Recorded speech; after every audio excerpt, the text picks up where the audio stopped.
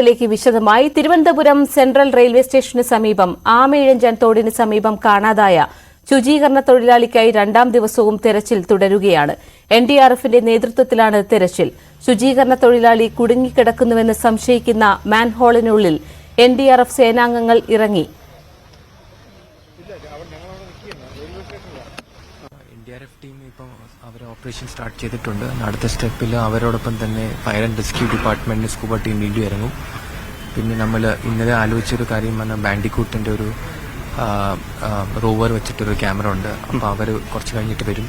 അതും കൂടെ ഡിപ്ലോയ് ചെയ്തിട്ട് ഈ ഫ്രണ്ട് ഏരിയ കവർ ചെയ്ത ശേഷം പിന്നെ ബാക്ക് ഏരിയ കൂടെ കവർ ചെയ്യാനാണ് ഉദ്ദേശിക്കുന്നത്. പിന്നെ ഇവിടെ കണ്ടെത്താൻ കഴിഞ്ഞ് പിന്നെ ഫർദർ ഡൗൺ സ്ട്രീം നോക്കുന്നു. ഒരു 40 അടിയിലുണ്ട് എന്നൊരു സംശയമുണ്ടോ ഇപ്പോഴും?